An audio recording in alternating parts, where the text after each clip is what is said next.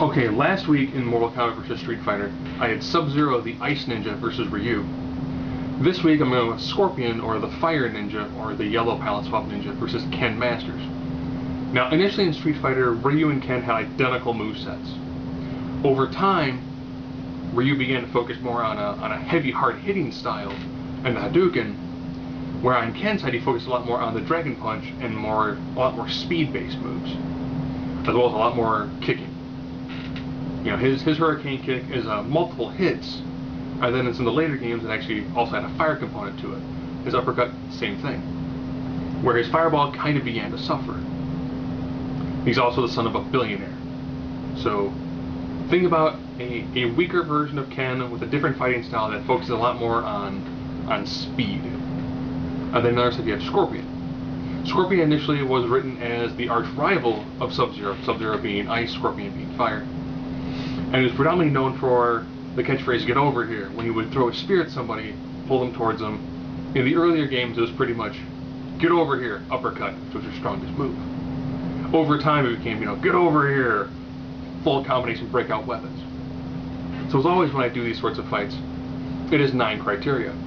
Intelligence, fighting ability, strength, speed, durability, think more like stamina. And vulnerability, your resistance to overall damage.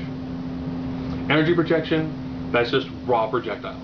Versatility, and then X factor, whatever is not covered in the previous 8 ideas. If it is 4 to 5, it's a close fight, but the person with 5 would more than likely win. 6 to 3, so as you get farther away from that 4 to 5, the more likely that person would, of course, win the battle. So you're going to be first more with intelligence. Scorpion, fairly single-minded for being depending on the background story you're reading, he is like he's a reanimated fire undead ninja. He hasn't shown an awful lot of mental acuity, where on the other side you do have the son of a billionaire who also is a philanthropist and entrepreneur. So I'd have to give Ken the benefit when it comes to intelligence. Fighting ability. Scorpion has a really solid fighting style,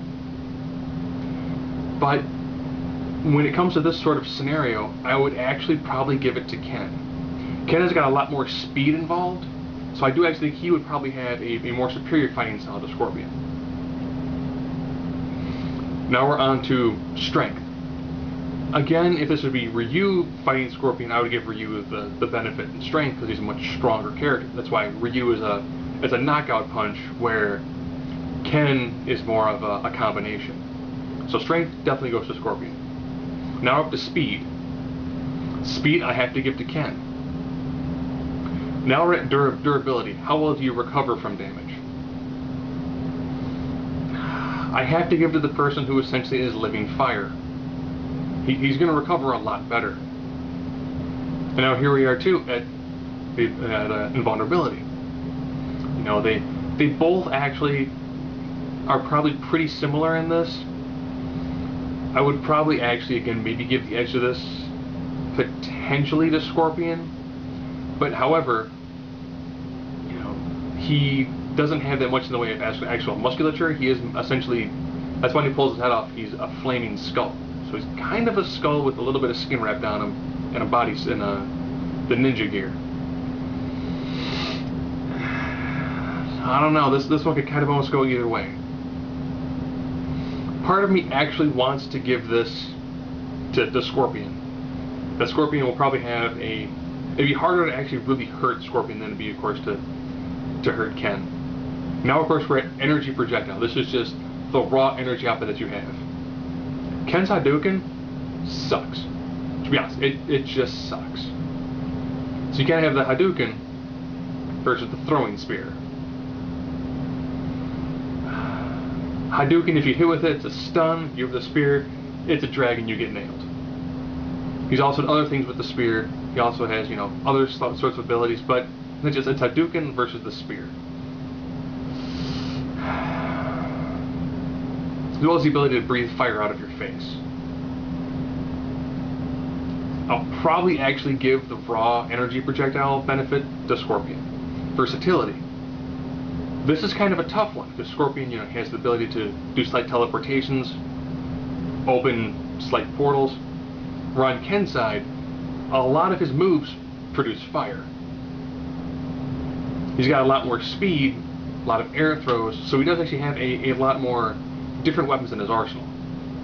So I'll probably actually give the versatility advantage to Ken. You know, since Ken's style is a lot more diverse with a lot more speed to it, I actually see him probably having a better advantage in the versatility when it comes to his overall skill set. Now we're down to the ever important X factor, which is what decides most of these fights. And that goes to Scorpion. One of the downsides that Ken's going to have is a lot of his moves, like his more powerful uppercuts, his more powerful hurricane kicks, have a fire component to them. He's going to do fire damage to a guy who's comprised of fire. I'm beginning to think that, you know, a good old-fashioned like flaming dragon uppercut, which would probably normally really injure an opponent, is probably going to be laughed at by a ninja comprised of fire. So if these two were to fight, I do actually give a slight advantage to Scorpion. You know, this fight would actually favor him more, just based off the fact that he seems to be able to take a greater amount of damage. He has a higher amount of damage that he can deal directly. He's definitely a much stronger fighter. When it comes to projectiles, you kind of have the Hadouken that really hasn't improved that much versus, you know, everything that you can see Scorpion do with the spear. All the fire abilities that Ken has would be kind of pointless against somebody who essentially is comprised of fire.